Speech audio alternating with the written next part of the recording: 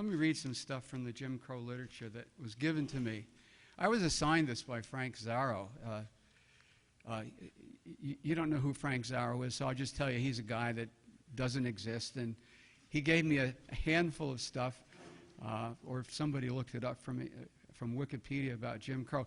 Because you might be sitting out here this morning kind of just waking up saying, what in the world is a 75-year-old white guy, burned out white guy, going to tell me about Jim Crow? And I'm not going to tell you much. I'm going to read a section and then just do a little autobiographical kind of anecdotal and leave the bulk of the time to my colleague, Jay Lewis, who has some very exciting things, I believe, to share about his experience both in this country and in overseas. This particular excerpt comes from, again, What Was Jim Crow was the title of this paper. But basically, it says that Stetson Kennedy, the author of Jim Crow Guide, offered these simple rules that blacks were supposed to observe in conversing with whites. Well, we have that sort of blend here today. And listen to what this guide essentially addressed to the black audience. Number one, never assert or even intimate that a white person is lying. Number two, never impute dishonorable intentions to a white person. Number three, never suggest that a white person is from an inferior class. Number four, never lay claim to or overly demonstrate superior knowledge or intelligence. Number five, never curse a white person. Number six, never laugh or whatever that word is, at a white person. Never laugh. And number seven, never comment upon the appearance of a white female. And there's more where that came from, and it's really not what I'm prepared to talk about. I want to give some anecdote. My experience as a now aging white guy, I grew up on Long Island as a kid, born and raised out there for 17 years. The only black person that I knew of in my immediate environment was a guy named Danny White. He was a big black kid, lived not over the tracks, but on the other side of the tracks, in a place called the Pickleworth, Rothman's Pickle Works. There was a factory down there. Never visited it, but it was at that end of town, little small kind of suburban town in Suffolk County, Long Island, which was potato fields on the edge of town, and the pickle works somewhere close to the edge of town. Danny White came to school, I think, for a year. I think he made it through a year. And I'm kind of not entirely sure I'm sure he wasn't in my class. He was probably in the class ahead of me in elementary school. It went up through the 6th grade. So he was probably a 6th grader when I was a 4th or 5th grader. Big kid, a brave kid to come into that environment back in, this is the 1940s, 50s, when I was a kid in grade school. I went off as a 17-year-old. Now I get into my notes, my extensive notes. I went off to a Bible school in Chicago, Illinois. Now I'm a kid from country, kind of rural Long Island, back when Suffolk County was relatively rural. And I go into a Bible institute in the heart of Chicago on the near north side, and went to missions. If you've never been to a Bible school, they send you in buses from the institute to go to missions and to bring a team of people to preach and teach and sing and worship and do gospel kinds of things in missions, usually after dark in the south side of Chicago. I didn't know enough to be even hesitant to go to a group like that, but they had me, because I was 17 and new to the Bible school and to Christianity, they had me standing out in front of the mission handing out tracts, which was probably okay in August, but we were there in like February and March and December, and it was a little something to be out there. And so I got to see a lot of traffic, foot traffic mostly passing by. And in that day and time, there were a lot of package stores. I don't mean UPS, but I mean, liquor stores in the south part of Chicago. And I saw a lot of people kind of on the street at that hour after dark. In fact, I saw a lady, and I've told some friends of this over the years. This is now, I'm 17, 18. And this lady passed me by, looked at me, and I think I may have offered a tract, a religious piece of religious literature, and I don't know that she accepted it or not, but she kind of walked along and walked to the end of the block and was about to turn into a a package store or a bar, and she looked back, and I think she had a bit of a smile on her face that this naive, kind of gullible innocent would be standing out in her neighborhood at that hour of the day handing out religious literature, and she went into the place. I don't know what her intentions were, but I didn't move. Anyway, I had a classmate. Well, before I had a classmate, during the time I had a classmate at the Bible school, I taught Sunday school back in that south part of Chicago. And being there during the day, on Sunday morning particularly, there was no one in the street.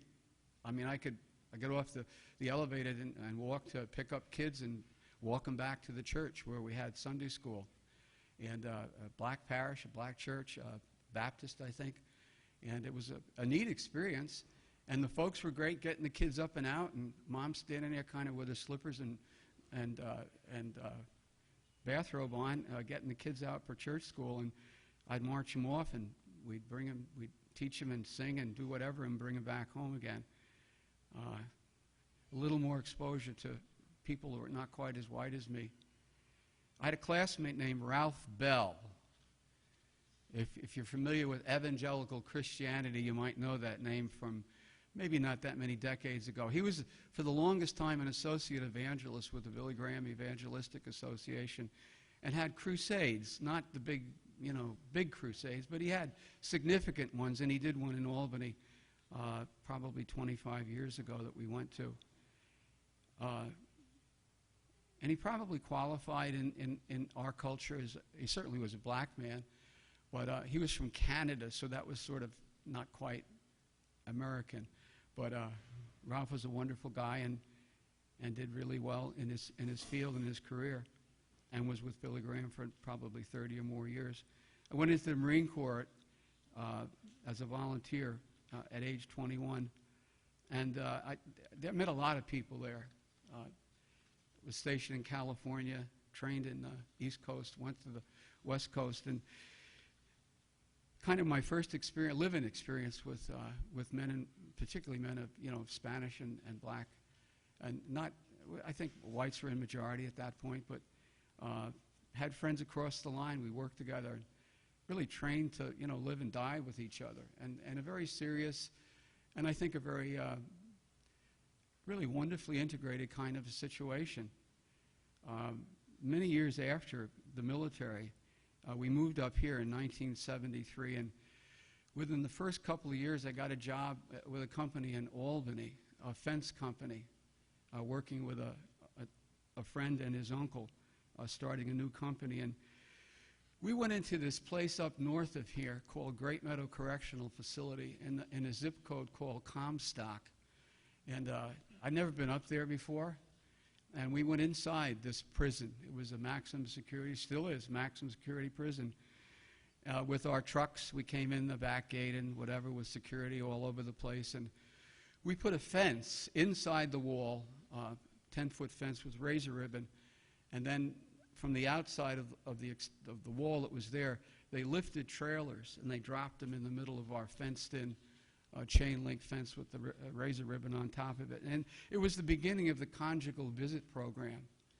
And little did I know that when I went to work at Great Meadow a number of years later, probably 20 years later, that from my office I could still see the site. They had changed the fence, and the trailers were replaced by more substantial housing. But I remember that fencing experience because we're doing there, and we had security with us, and we weren't near inmates, and there was a yard, fenced-in yard, where like the honor block yard down from us, not the main yard on the other side of the prison. But I remember seeing a lot of young men playing and having fun and laughing and making a lot of loud noise and seeming to enjoy themselves, and I'm not a particularly spiritual person, but I just had a sense of these guys are young and they're dynamic and they're obviously well-conditioned and fit.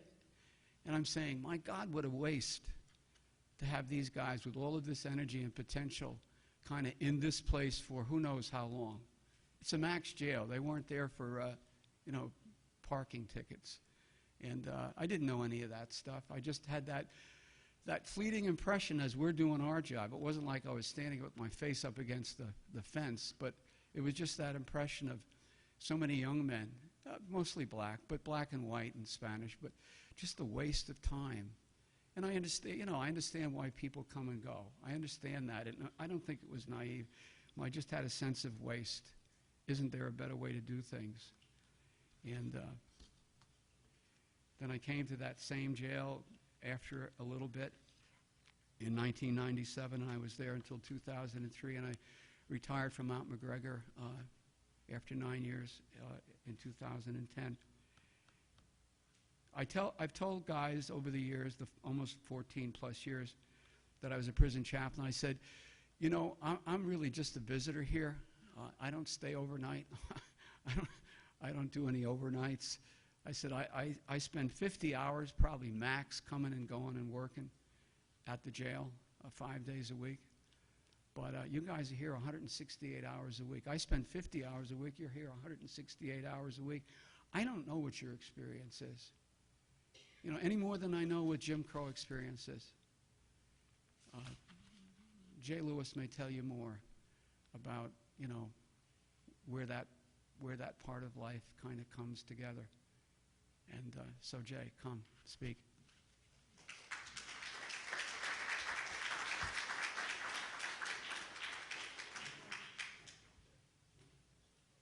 Thank you very much. Can you hear me in the back? Can you hear me? Lift the microphone. Thank you very much. Okay. That better? Very good. Praise the Lord. Thank you very much. Well, I have one announcement that Joe didn't give you. This is in reference to Mel Williams, who is on his way from Brooklyn and will be here later today. Unfortunately, he will miss this panel, but will be reciting poetry this evening at dinner. My name is Jay Lewis. My normal style is to go around everybody in the room and tell me your name, but we're not going to do that today. We're going to really, I need to say thank you to whoever is responsible for this very important gathering, for us to begin to discuss some realities in our lives as it relates to those who are incarcerated.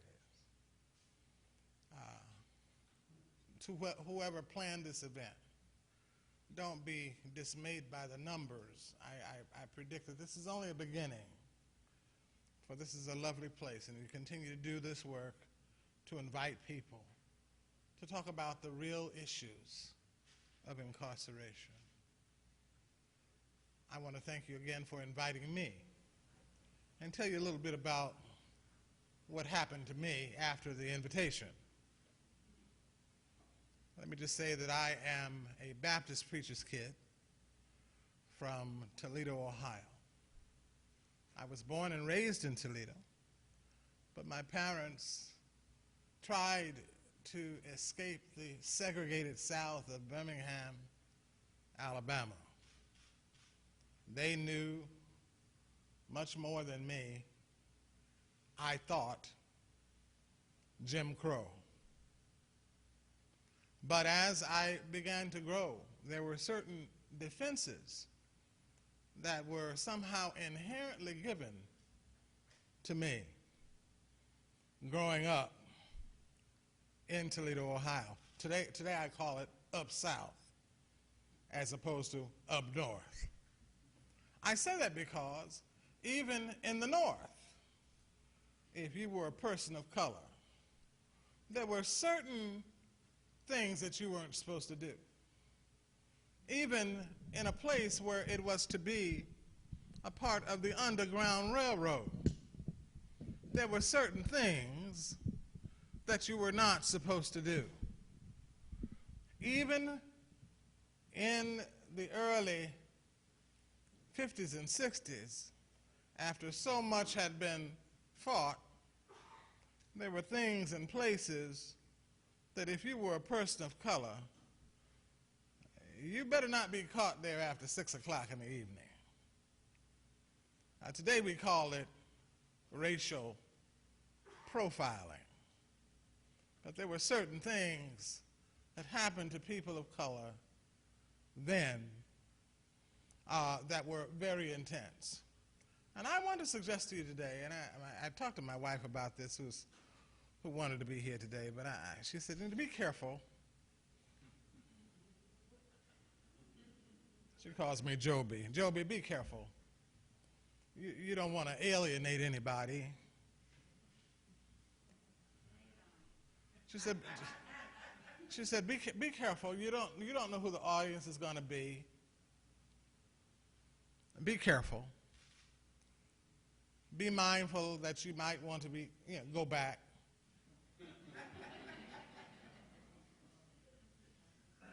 At this point, if I were in church, I would say, amen, somebody.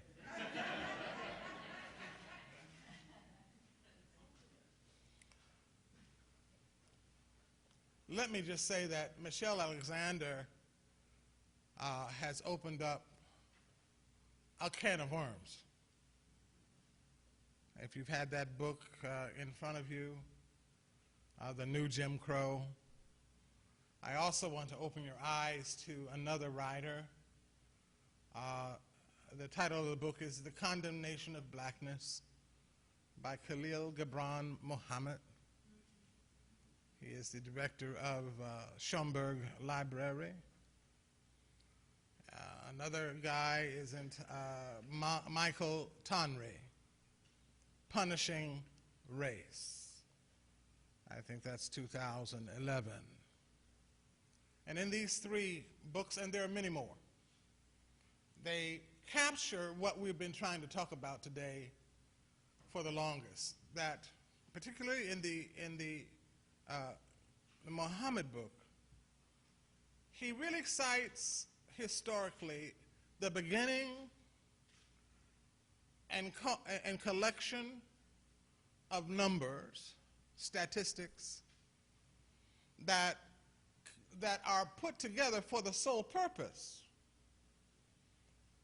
to condemn blackness and to criminalize color. In the Tonry book, Punishing Race, he begins to cite recent data, when I say recent, in the last 4 years, around the issues and research of bias and something that they're calling colorism. Colorism. Turn to somebody and say colorism. Yeah, colorism. Yeah. That means that there is something about human beings and something about where we're raised and something about who we're raised by and the intentions of those persons who want to keep us in a survival mode, that we are somehow inherently aware that there is something different about someone who has a black face and if I have a white face. Now, let me just ask you a kind of, can I ask you a question? Can we have a conversation? Okay. Now, my mother and father, whenever they traveled in the North, we ever went to a new place, they would ask this sole question: I wonder how many black people are there. Amen, somebody. Amen. Yeah. Yeah, you know, and this is, I'm a 60-year-old man, and it's stuck with me. It's really stuck with me that everywhere I go, I ask the question, I wonder how many black people are there. And I tell you, Joe, that was not by accident. That was not an accidental question, because they often traveled back from Toledo to Birmingham. Yeah, I was a little kid and this is before we had seat belts. I was riding in the back window of the car, back there, and there was a smell of fried chicken in a picnic basket. Mama would have a large gallon thermos that she had frozen in the freezer to stay cold, several rolls of toilet paper. I thought we were camping. But there was something about traveling to Birmingham. Very few things that my father did. He very rarely planned a lot of things, but he always planned where he was going to stop, where he was going to get gas, and he'd always ask the question, I wonder how many black people are there. And I came to realize that that was a safe question. That was a question to keep safe. We would have to, this is during the time of Howard Johnson's. We don't see many Howard Johnsons anymore. I thought it was kind of nice to take a whiz at the side of the road. Amen. I thought I was having fun. I was having fun. But to see my sisters and my mother have to squat. I talked to my sister the other day, just the other day, Brenda, and I said, do you remember when we would travel south? She said, how could I forget? She's a little older than me. She said, when I would squat every time, the weeds would scratch my ass. How can I forget that? I said, I was having fun. She said, yeah, you were having fun, but it was no fun for me because we had to do it in the dark. We had to stop in places where we would not be suspected or overly examined. We call that profiling today. I thought about that as I was riding yesterday, this time. I was in a place called Harrisonburg, Virginia. That's in the Blue Ridge Mountains. Beautiful, beautiful, just like out here. Beautiful Blue Ridge Mountains. And I'm traveling, you know, on a 70-mile-an-hour road, 70 miles an hour. And all of a sudden, I look in my rearview mirror. I'm driving a nice little, you know, Volvo. And I'm mindful of the speed limit. But all of a sudden, a trooper pulls up on me. And I began to say to myself, what on earth have I done when so many people are flying past me? So I hit the brake, dropped it down to 65. And when I dropped it down to 65, he pulled side by side, looked over, and pulled away. I want to say to you that was not accidental. I was in the South. And had I stayed at 70, I would have given him reason to pull me over. First, to ask the question, why are you driving a Volvo? Amen, somebody. Yeah. And I had a little Thule bike rack on the back. It was nice. It's a nice looking bike rack. You know, but could it be a stolen car?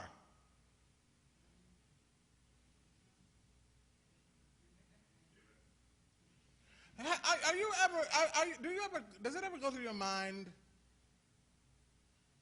that someone might stop you thinking that you are driving a stolen car? I can't hear nobody. No. Yeah. Do you ever have to ask when you go somewhere, I wonder how many white folks are there?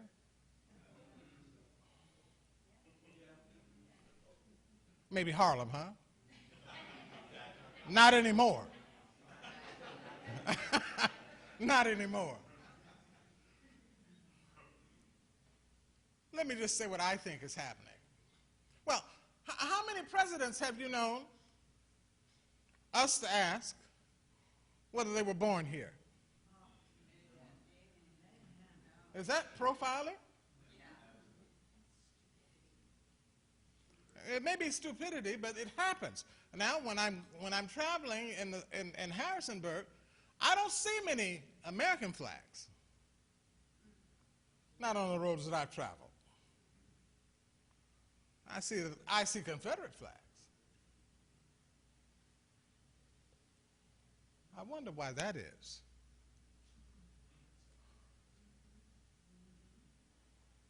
So we understand that Michelle Alexander, a civil rights attorney, has really opened a can of worms. And here is the can of worms. The problem of race in America has been long documented since W.E.B. Du Bois. Here is the issue. When will people of the United States who have the right to vote and have the right to choose lift this up as a major issue? Maybe when I get comfortable with the person next door. Maybe it continues to happen that we have this kind of bias and colorism and profiling. I mean, I'm assuming that everybody in here is nice.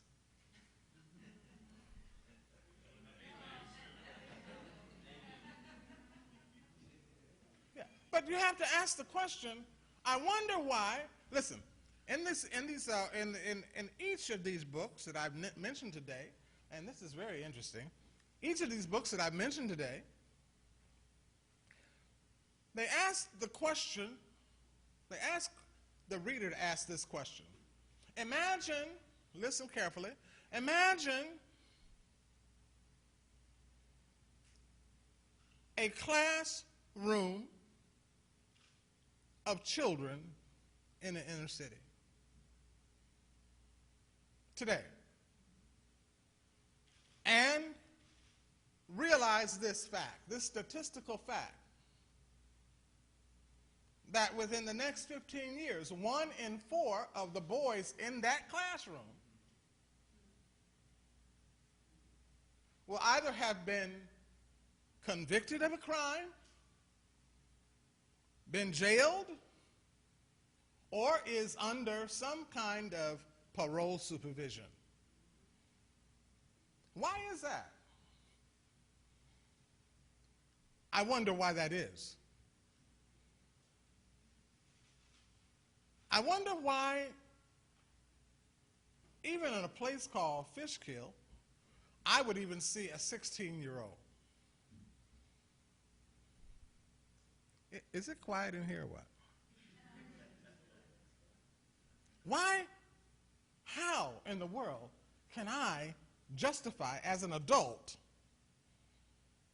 Because you see, people are convicted on my behalf.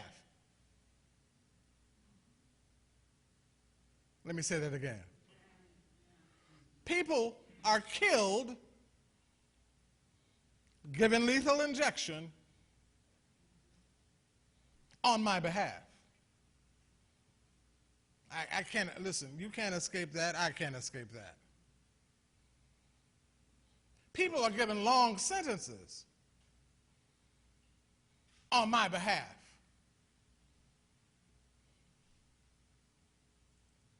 I wish I could hear something more than the fans in here. So the question might be, why does this happen? But the answer might also be, because no one is speaking up. Well, I'm assuming that everybody's nice. And nice people care. Sometimes, if you're like me, I grew up in Ohio, and I'm a Baptist preacher's kid, and I was told by, Christian standards that I'm supposed to love everybody. Amen. I remember when Martin King came to town, I sang for Martin King. He told me I could be something if I just kept the standard of love.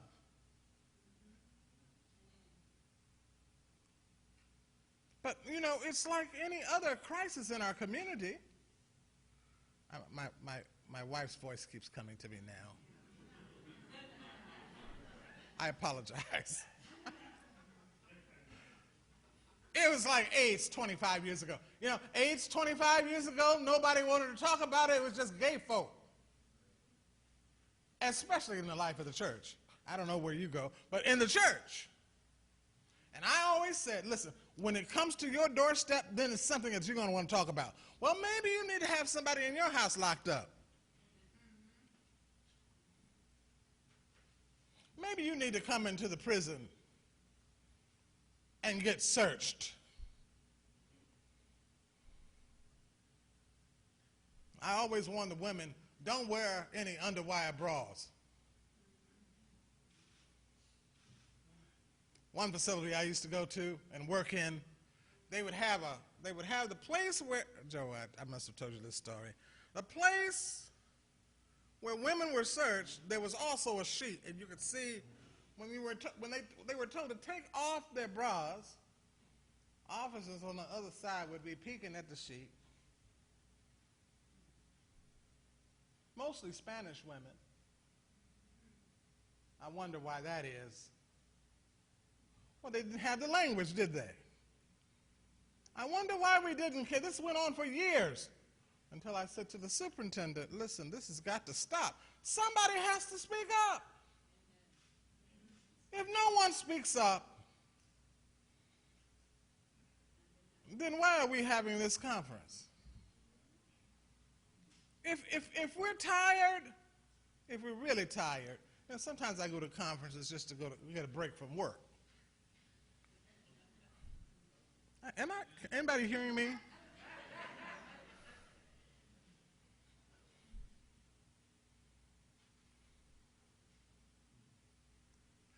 Let me just say this. I think that Jim Crow is still alive. I think Michelle Alexander was very nice opening the can. But when we talk about what happens to people who once they're incarcerated and they are persons of color and they have time and time been hit by the parole board and have never been given any lenience. I had a young a man, not young man, by I won't give his name, 87 years old. He was convicted, listen to this, before John Kennedy's assassination. My guess is that he outlived all of the people who said he didn't need to get out. He was 87 years old, Joe, and who picked him up but his older brother in his 90s.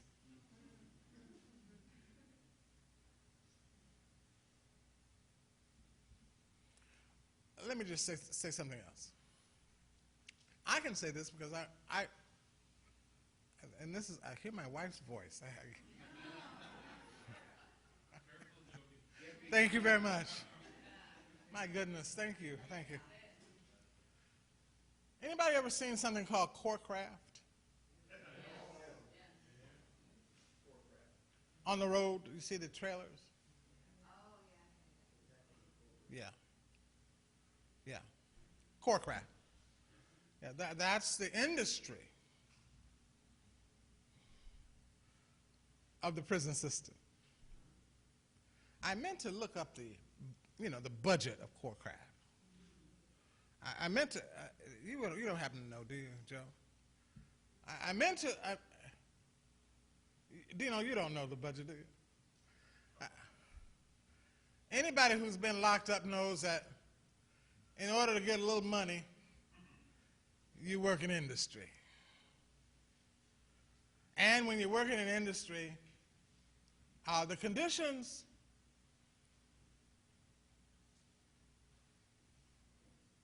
this was being recorded, right? Can be challenging. But it's pennies on the dollar. Another book entitled Another Form of Slavery, Slavery by Another Name, talks about convict leasing. Let me say what that is. This is very pertinent today. Listen, this conference was driving me crazy for the last couple of weeks. Convict leasing happens when you're a person of color walking down the street, and if you don't have an ID, voter ID,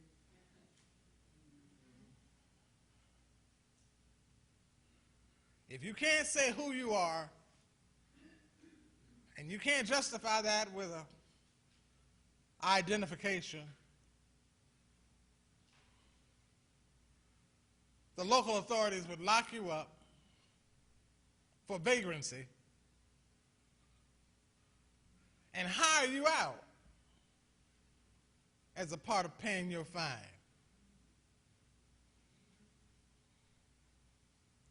Are y'all with me? I don't know, when I say these things, you all get very quiet. And I thought of Courtcraft. Courtcraft is a huge, I don't know if these look like Courtcraft chairs or not, but it is a huge business. It is a huge business. I mean, the men, they get like maybe $14 every 2 weeks. 27 cents in most New York prisons. About that. And if you know somebody, you might get a little more. 4-hour day. 4 hour. Yeah. Okay. Convict leasing. How many? Let's go back to let's talk about Hitler for a moment. Could Hitler have done what he did? Had people, good people, all of you are good people, right? Had spoken up?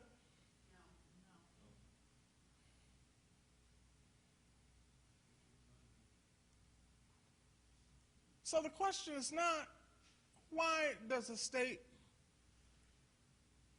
do punishing things to people who have been incarcerated? The question is, why don't you speak up? Amen. I'm starting with the church first. You know, one of the wonderful things for me as a pastor, I've been pastoring now nearly 40 years, and the best thing that's ever happened to me was coming to prison. You know, because all of that other stuff I was preaching before I got to prison was just stuff. You know, when I was in prison, you visited me. That's what Jesus said. But if you've never been there, you're only quoting Jesus. What I'm challenging us, everyone under the sound of my voice, and I'm hoping I'm making some sense here today about a lot of the issues. There's so many issues. My goodness. Thank you, Cynthia. There are so many issues that are impacting us, and we see the evidence of it in our daily political rhetoric.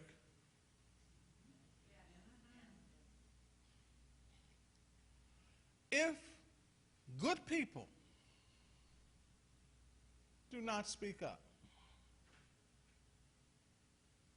I'm not sure what will happen to us within the next 20 years of our lives.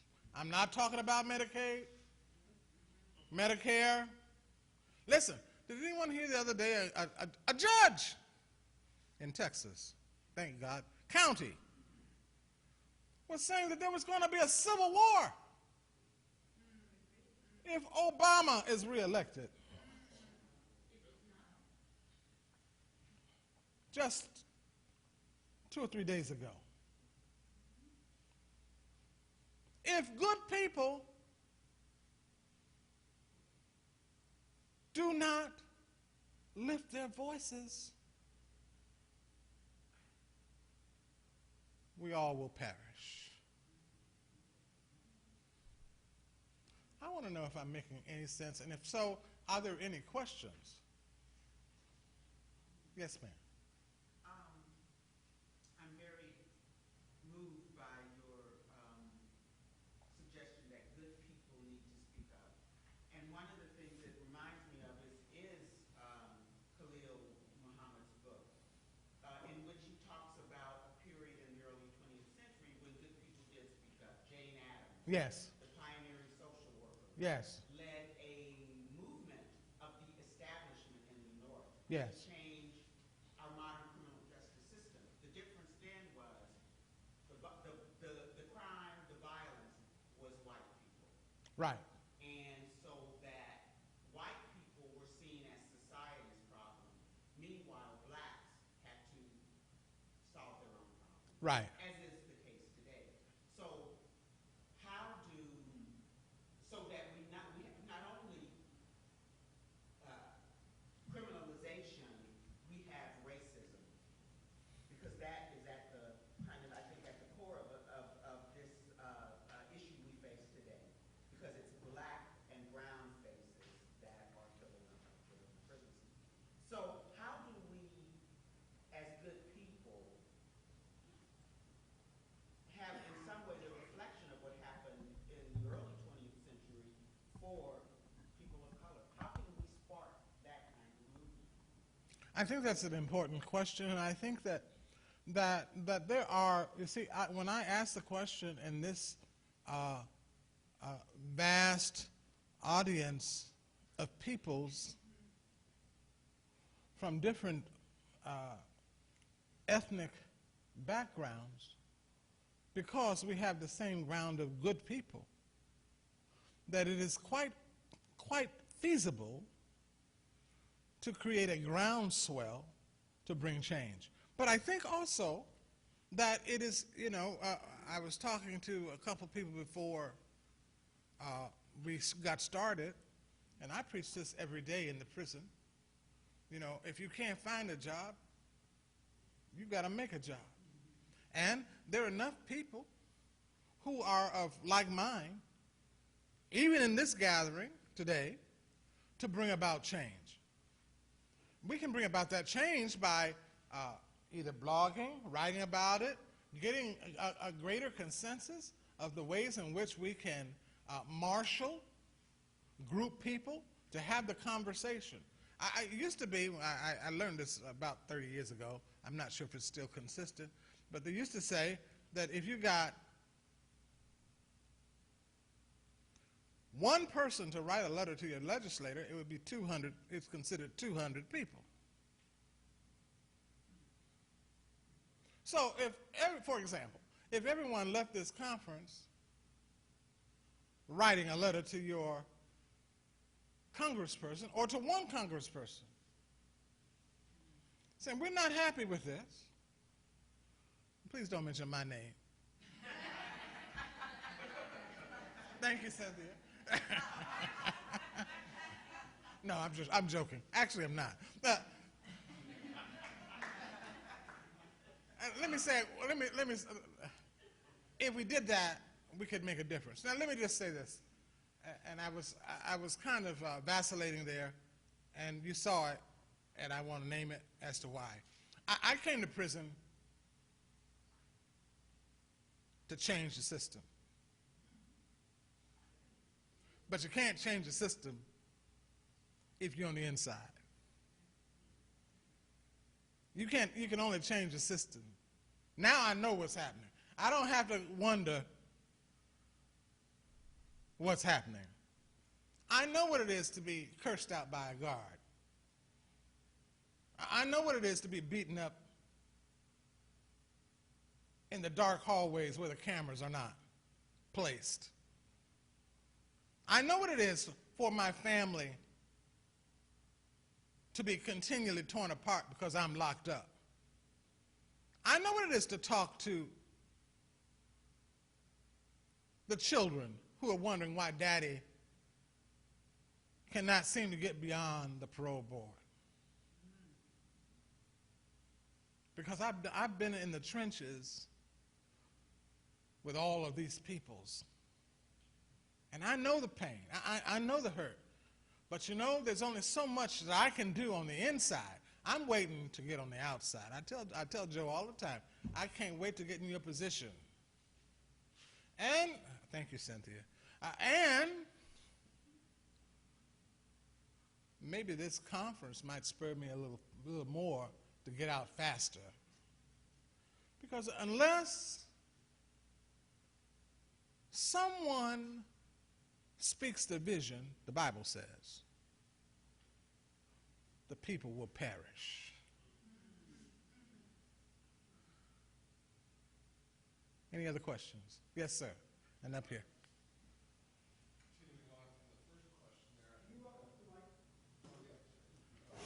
And as you're coming, did I answer your question? Yes, thank you. Okay.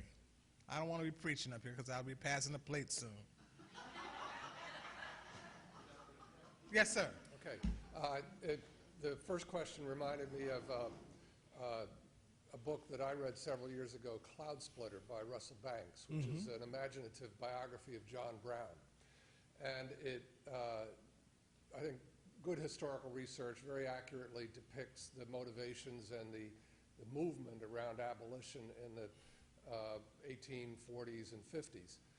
And I think that one element that we need to keep in mind as we try to, build a broader movement here is that a lot of us are in it for the religious or moral dimension of why are we incarcerating people for the reasons we are and how many are in jail.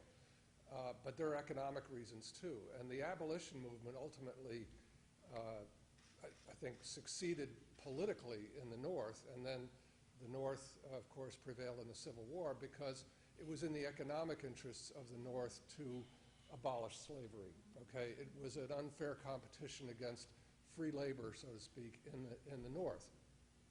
There are constituencies all over this country, probably even in Texas, who would like to cut the cost of government, to reduce the expense, particularly of corrections and incarceration.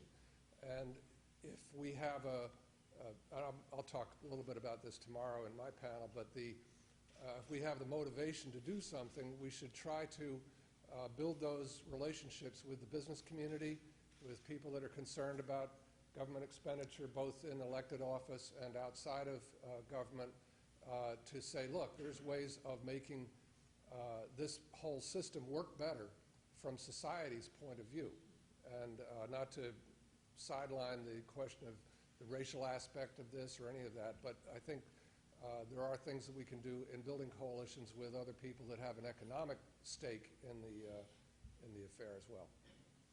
I think that you're absolutely right. I'll get to your sister. I think you're absolutely right that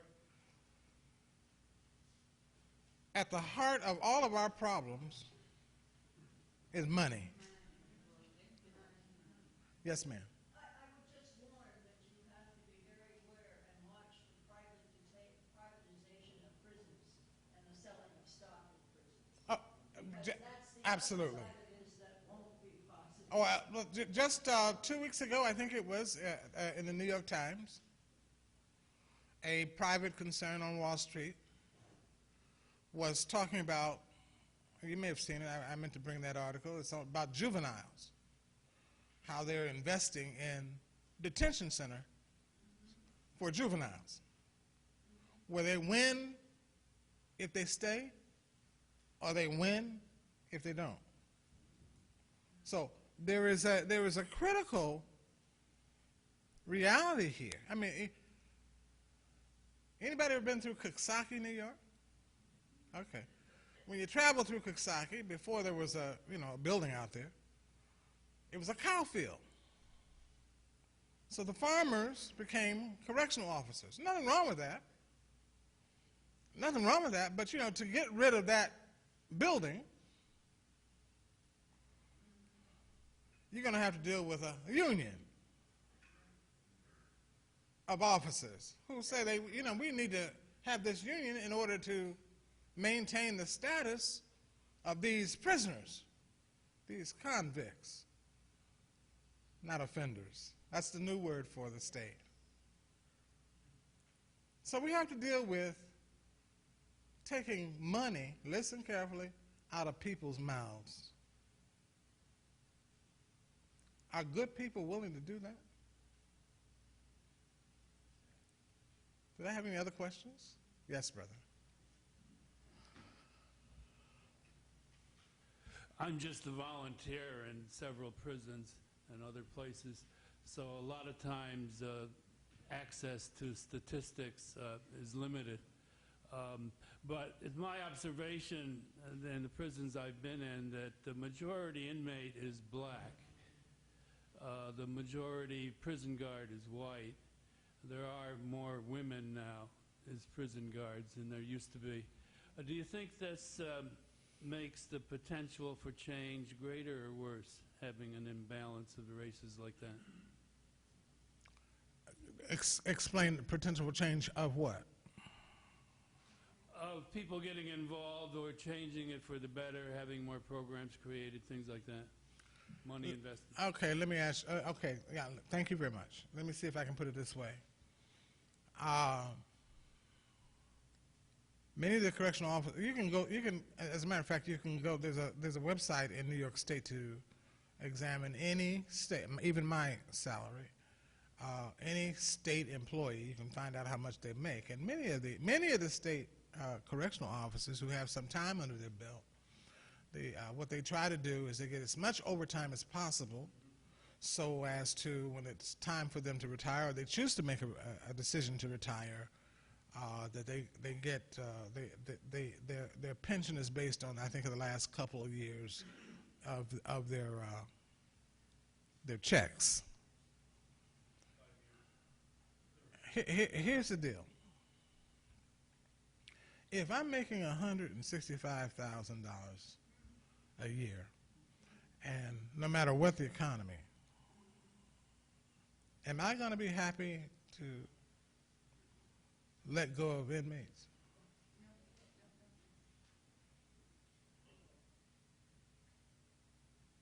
So the answer to your question, I'm not certain that it's going to be an easy task. But I do know this. I know that for some reason, and maybe our prayers are being answered, there are more people being set free by the parole board in recent days. In recent days. I'm not quite sure why. I think it has something to do with Mr. Cuomo.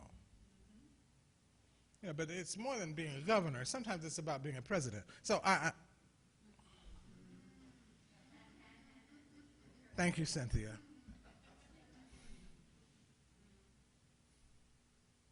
Yes, Dino.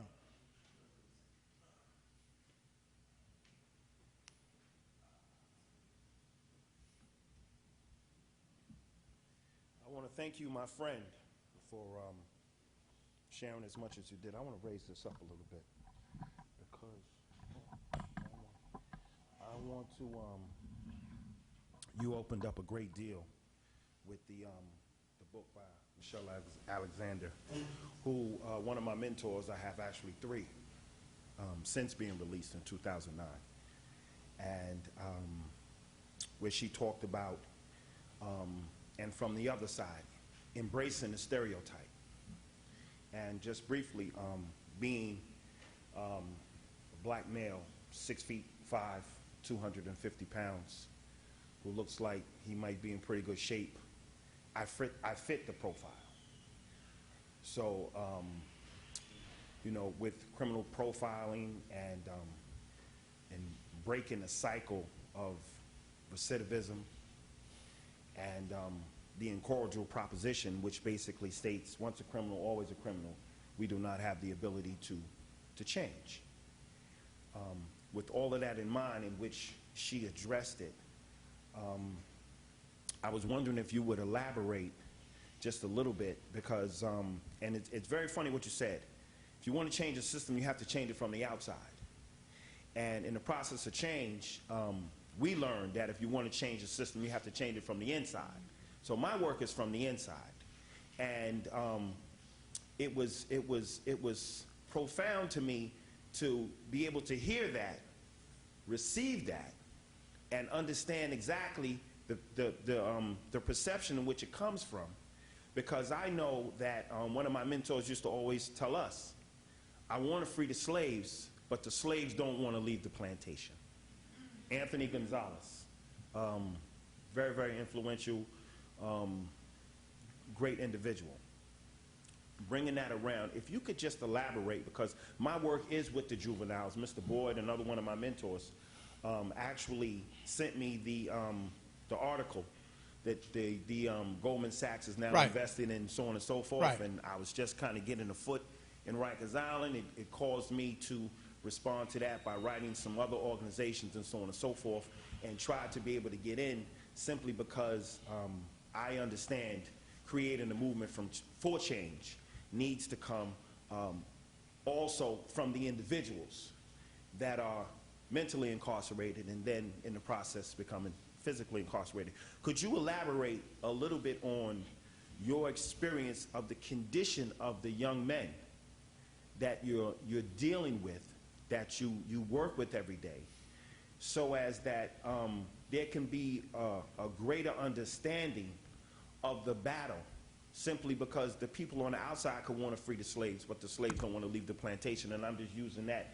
as a context for understanding dealing with the Jim Crow, because it's difficult. You know, I learned that the most difficult people to inform are the ones who think they're informed already. And That sounds like preachers. sounds like a lot of people. And I really, really appreciate this forum, because we're all learning here. And as an opportunity to learn, I can't really see it from your perspective of coming in every day, talking about the condition of the people, talking about the education level of the people, and then the personal education. We're talking about internalized racism, we're talking about self-imposed limitation, we're talking about internalized oppression and things of that nature. So if you could just elaborate just a little bit to kind of give more of an understanding of what's going on with the individuals inside, that we may all as a whole, because alone I can do nothing. I can do something, but I can't do enough. If we could be able to understand that in a way that I may be able to, you know, get with some individuals in the room who are about making the process of the internal population, the personal development of the men, how we can be able to come together and work with those on the outside in order to make some of the changes that we need. Okay, let me see if I can respond to this. I need to just say up front that a part of, beyond going into the state prison service as a chaplain, one of my ways to find out how we need to do things differently is my travels to other countries. When I travel to Rwanda, I've been to Rwanda about 8 or 9 times now, and when I go there, I visit and work with prisoners. The opposite side of that is that I've brought some superintendents from Rwanda back to New York to go to the superintendent school in New York. So I have a, what we're doing, punishing people the way we punish people, is not the best way to get a result. I remember one beautiful young, she was at that time 26-year-old superintendent of a prison. She had 5,000 prisoners and 17 security guards. I'll say that again. Not an accident. She had 5,000 prisoners and 17 security guards. And not all the security guards had guns. Only a couple had rifles. Sorry? That was in Kigali, Rwanda. Yeah. So when I brought Dativa to Fishkill, the first thing she said, "Is this the university?" I said, "No, this is the prison." She said, "How can that be? It looks like a university." I said, "No, it's a prison." And when I took her to Kosaki, she said, "Oh, is this another university?" I said, "No, this is a prison." So I took her inside and walked her down the galley, and she was like in shock. So we got out, and she says, "Joby," I said, "Yes." "Why are people in cages?"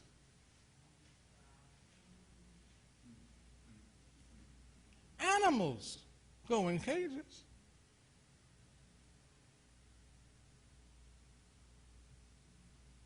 So to answer your question,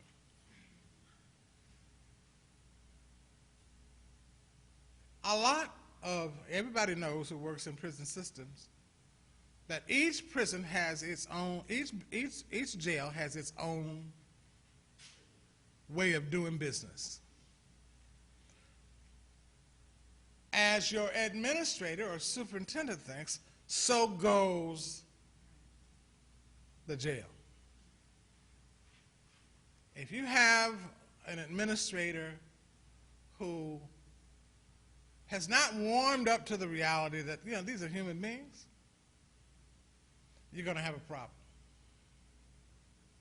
But if you have an administrator who has some level of empathy and understanding, you can approach that person and he or she will be open to the possibility that that needs to be changed. And over time, if you bring that up with that person, change will happen. Now, as far as the person on the inside, for the person who's come, it depends if it's a juvenile. Let's stick with the juvenile. The juvenile who has never had a place to call his or her own has got a problem. How many people slept last night comfortably? Okay. How many people wondered whether somebody was going to come in and rape them? I can't see any hands.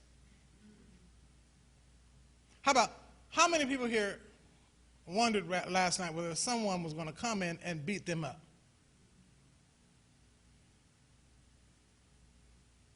How about this one? How many wondered whether they would be able to sleep tonight? See, these are the things that people who are juveniles come to prison with.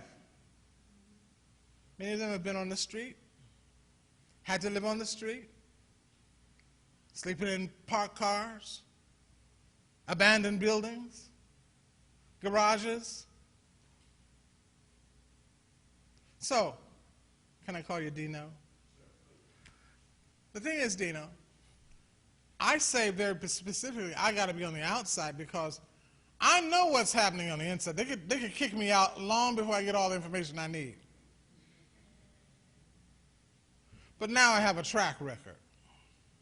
And the longer my track record, they cannot diminish my voice because I've been in the heart of the matter. I agree with you that change needs to, personality changes is an inside job. It's got to happen. It's got to happen on the inside. Who was it that said it? I think it was Gandhi who said, "Be the change you want to see in the world." And so many of the young people who we encounter in prison have not seen the possibility of hope for themselves. Have not seen, I mean, you know, they come thinking that, you know, once I get out of here, I might be dead next year. And these are the incredulous issues. So here's the thing, Dino, develop a relationship with them. If they see you on the regular, I go to the vernacular of the jail, they see you on the regular, they're going to know, at the very least, you are consistent. And consistency is something that each and every one of us needs. Somebody should have said amen to that. Because without consistency, we don't know what's going to happen tomorrow. But with consistency, no matter what happens tomorrow, it's going to be okay. Now, that's not going to be an easy thing for people, young people, to trust you, no matter how much time you got.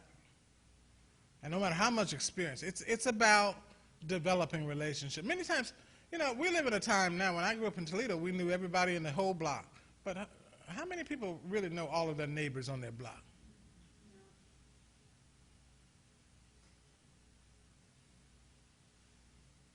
Do you know any of your neighbors?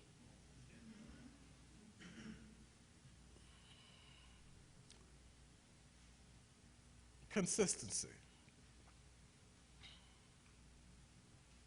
will bring about more change. And listening. Because you know what? You can't tell him nothing. I got a 5-year-old who I can't tell him nothing. He's 5-year-old grandson. He knows everything. I look at my wife and say, "Get me out of here. What's going on?" How do we raise people? Well, how about what are the influences of MTV over what you have to say? Or the cartoon. Has anyone ever listened to the Cartoon Network? There's some crazy stuff going on. You know, people blowing people's heads off, and it's awfully quiet in here. Joe, is it time for me to go? Or?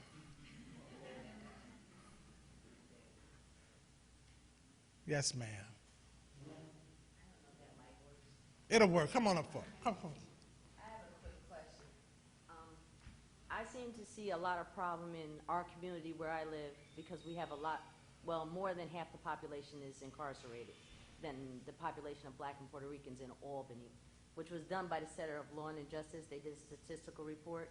How do I get, what I call it is the hood, because that's where I grew up, the hood. How do I get the churches to come together? Because it seems like they want to keep things quiet, or they're ashamed, or they're afraid of retaliation from the political powers that be. How do I get them to come together and be a strong force, like you said, to speak out? Because some families are afraid of retaliation with our inmates being locked up. Gotcha. If we say something, What's your name? Danielle. God bless you, Danielle. We don't need a strong force. We just need to stand up. Let me tell you a quick story. True story. True story. And I'll get directly to your question. I was fishing on the Wallkill River. On the Wallkill River. Me and another preacher. That preacher was about as big as I am, and we were in a flatboat.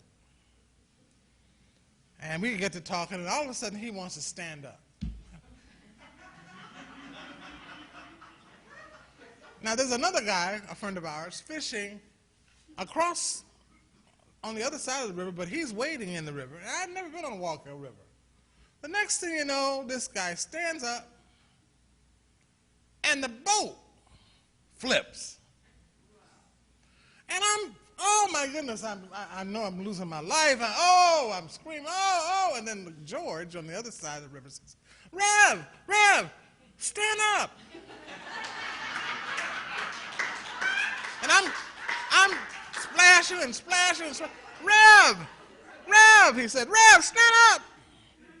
And that wee,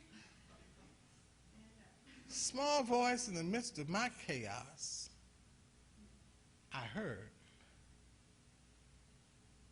And I realized that I was not that deep of a water. I was probably to my knees. But just, Daniel, my fear of being lost was greater than my willingness to stand up.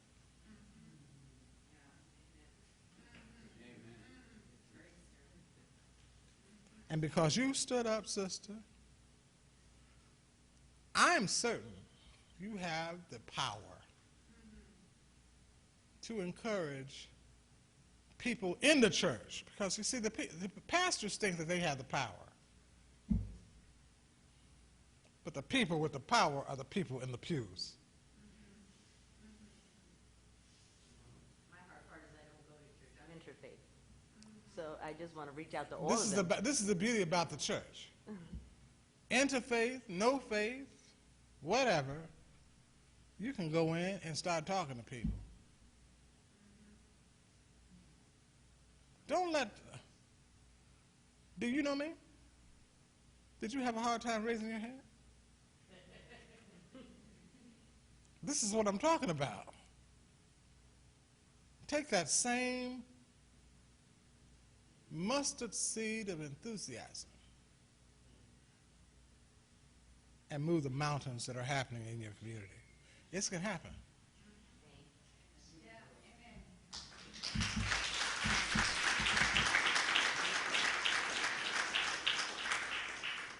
We have time for one more question. Back in the back, brother, talk to me. Two questions. I see two. Okay, back in the back.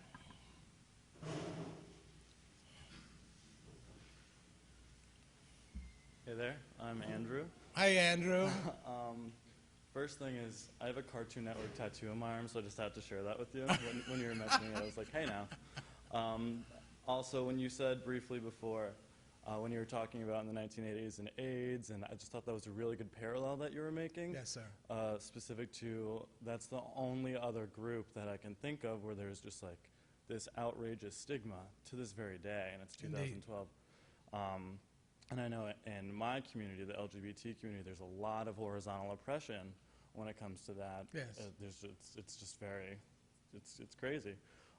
When you were talking before about being on the inside, being on the outside, my cohort I'm in graduate school in Boston, this allegedly very liberal place, and this past semester I was in this economic analysis course, and we were talking about, I was working on a project that I was able to share last night, and our professor was talking about how he used to go into prisons and teach, and a girl in my cohort, probably the same age as me, she's actually from Rensselaer County, which when I heard that I was like, oh, I get it. But he was talking about how they started shutting down systems for, he was no longer going in and teaching college courses because they couldn't afford it. And we were talking about the cost of prison. And this girl, who, in my mind, I'm trying to recruit to be an ally, to help me. You know, she hasn't had the experience that I've had in going into a prison and saying, wow, something needs to change. Well, her recommendation as a fellow MPA student, soon to be a public administrator, someone with a lot of power in our system, her suggestion was to take out the televisions and put everyone in cages, essentially. And I was overwhelmed. I was, well, why don't we just shoot them while we're at it? Like, are you kidding me? But instead of being really angry, of which to this day I am very angry, my job isn't to be angry at her, it's to help her as an ally, you know, be a voice and speak up. But my question for you, and I don't know if this is rhetorical, I don't know if there's an answer to this, especially in my community, the academic community, for, you know, young 20-somethings who are supposed to be bright-eyed and bushy-tailed. Yes. How do you get allies when they aren't going to step into a prison? They're not going to have the experience that I had of being searched, you know? They're not going to have that. So how do I get them to speak up when they just want to, you know, throw everyone in cages? Let me tell you another story. When I was a little boy in Toledo, Ohio, there was I grew up around adults. My baby sister is 10 years older than me. So I got a tricycle for Christmas. And my mom, who was always watching me, she said, listen, she called me Edward. Edward, I'm going to let you go out and ride this tricycle, but do not get off this tricycle. And back then, because she was a Southern mother, I said, yes, ma'am. And so, you know, I was riding down the street, and this little kid named Cricket came down the street. He was rather tattered, and he said, can I ride your tricycle? And I thought for a moment, because I remember what Mama said. I can't tell you everything that Mama said, but she said some things. And I said, will you be my friend? And he said, yeah. Can I ride your tricycle? I said, sure. So next thing you know, Cricket's down the street, around the corner with my tricycle. There I'm sitting, and I'm waiting for my friend. And then Mama comes out. Edward, where's that tricycle? I said, my friend has a tricycle. She said, in typical Southern way, "What is your friend's name?" I said, "Cricket." She said, "Well, does he have a last name?" I said, "Cricket." She said, "Well, if you don't want to have to tangle with me today, you better go get that tricycle." Now, I had to go down the street, around the corner, in a place that I had never been. I got around the corner, and there was my tricycle on top of trash cans. I learned an important lesson. I cannot buy friendship. And there are times, the things that I want to start, I have to start by myself. And those who will follow will be there. And you will soon know who will be an ally and who won't. And you will know also the reasons why they want to be an ally. Some people come with good intentions. Some people just want to make money. Is that helpful? Thank you. I appreciate it.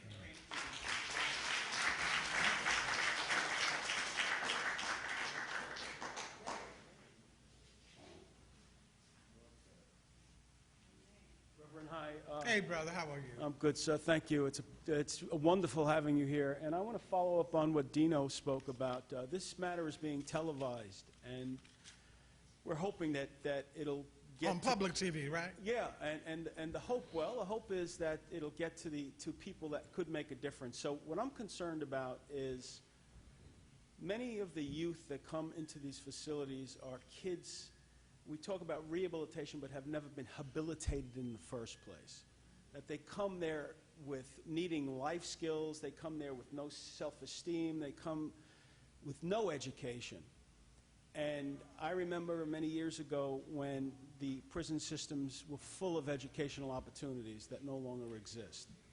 I'd like for you to state on this camera to people that could possibly make a difference, the changes that you'd see in a young kid who would get his GED, who came in illiterate and was able to attain a GED.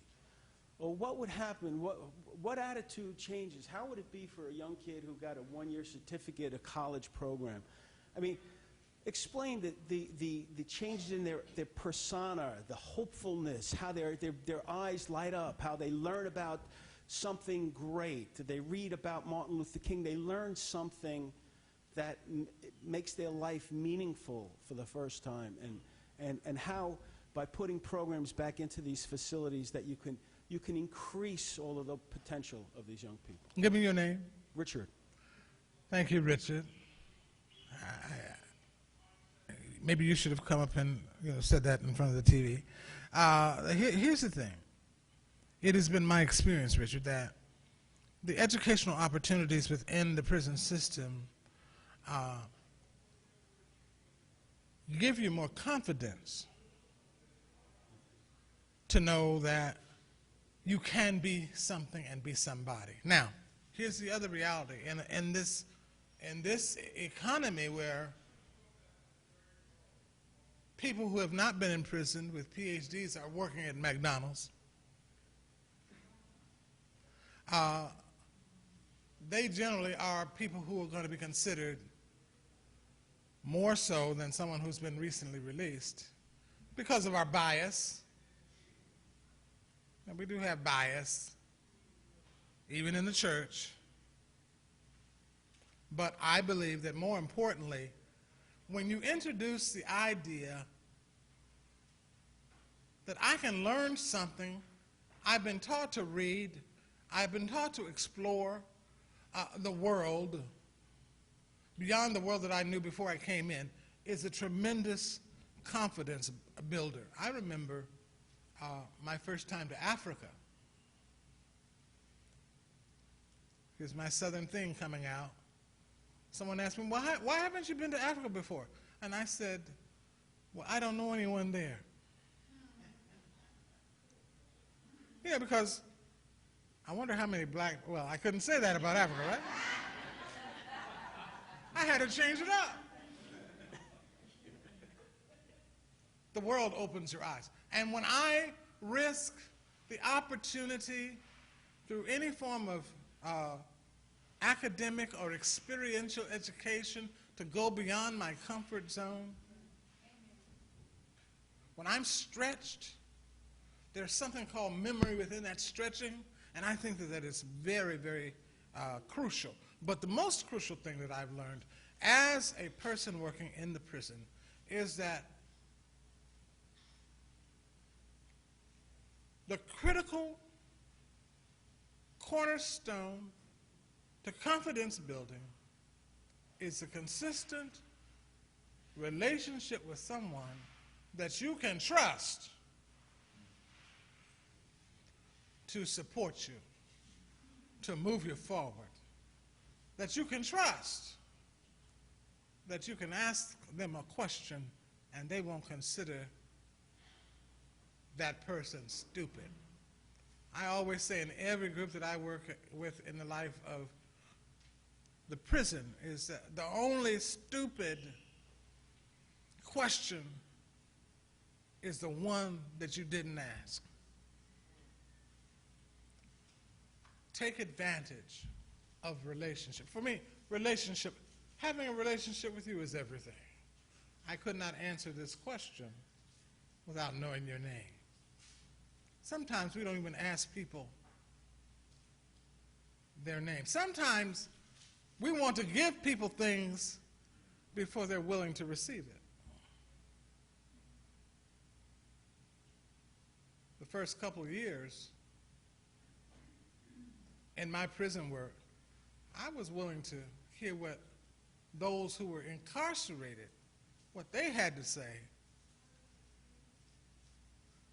first before I started talking to them about what I could do, help them with in their lives. So it's about building a relationship.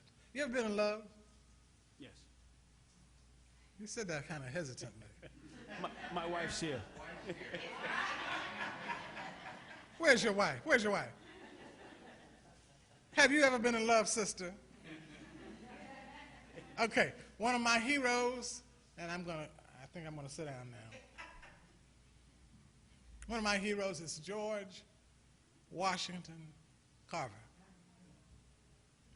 George Washington Carver was born to slaves, and at the end of slavery was adopted by freedmen in Kansas. He grew up to be a botanist. He was a wizard. I think it had something to do with his humble beginnings. He discovered 1,000 or more things. Someone asked him the question, Dr. Carver, why isn't it that you have never put a patent on any of your discoveries? And his response was, because all of what I discover, they already belong to God. And then they asked, well, how is it that somebody can take a peanut, break it open, and discover so many qualities from that one small item? And his response was, anything will give up its secret if you love it enough.